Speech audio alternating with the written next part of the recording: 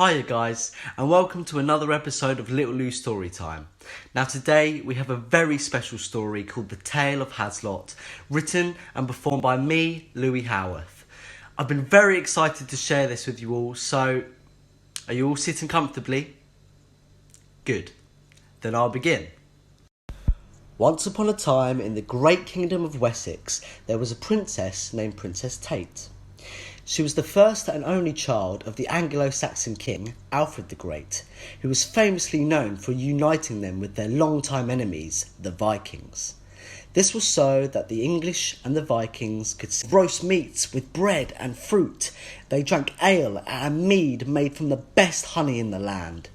The kingdom was happy. But there was something stuck on King Alfred's mind. Something worse than the Vikings. And the one thing that King Alfred hated more than Vikings were monsters. Big, furry, slimy, smelly monsters that hide away in the forests that surrounded the kingdom. But now that the Anglo-Saxons and Vikings were united, it meant that the people of Wessex were protected by not just one, but two armies.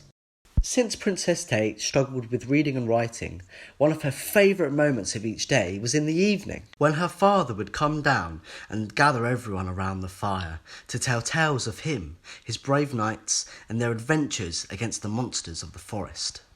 Let us see then, shall we?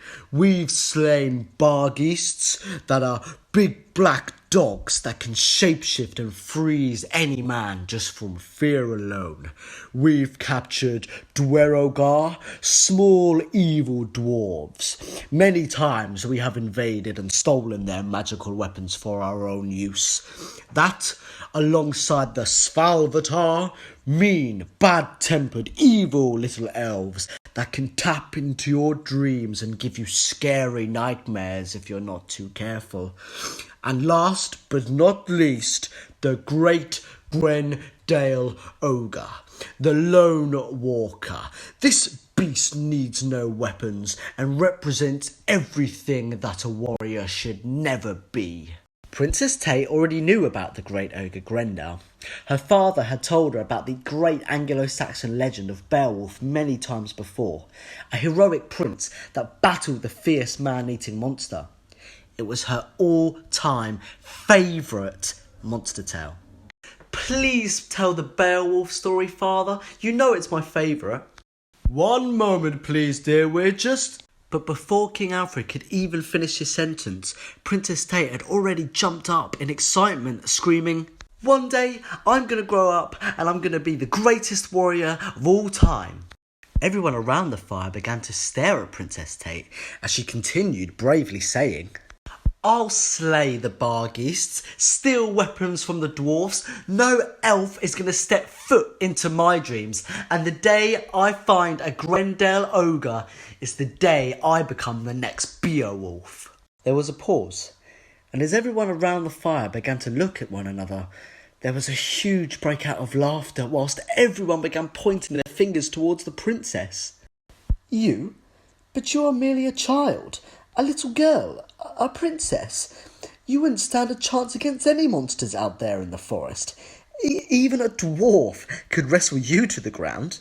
Upset by the knight's comment, the princess's eyes began to water, and realising that everyone was laughing at her and trying to hold back her tears, she pushed through everyone and quickly made her way back up to the castle. Concerned by this, King Alfred requested that everyone except his head knight leave the fire immediately. Once everyone had left, the king asked his knight, "Kneel down before me, son." "Please, sir, I did not mean any harm by it. I did not think the princess would react this way. I feel awful." "Save it for my daughter, friend. I am not angered by your words. She is a fierce one, but in no way ready to venture out into the forest. You will apologise first thing tomorrow morning, when she has had some time to calm herself down." And so the king and his knight both set off for bed. But up in the castle lay the princess, still upset, thinking about the knight's comment. For yes, it was true, she was a little girl, she was a princess. But She was not a princess that enjoyed making homemade toys like the other children. She wasn't a princess that enjoyed musical instruments, and she certainly was not a princess that enjoyed making jewellery. She enjoyed making her friends play as monsters and her the warrior, for in her eyes she was an Anglo-Saxon and a Viking, as well as the greatest girl warrior in the land. Now gaining back her confidence, Princess Tate hatched a plan. She would prove the knight wrong by heading out into the forest, capturing a monster and bringing it back in time for the fire gathering tomorrow night. So she quickly gathered a small pouch and filled it with bread. She grabbed her practice sword that she kept under her bed and a big purple cloak to cover herself with. And so off the princess went, out into the darkness of the forest, alone, unaware of the dangers that she may find.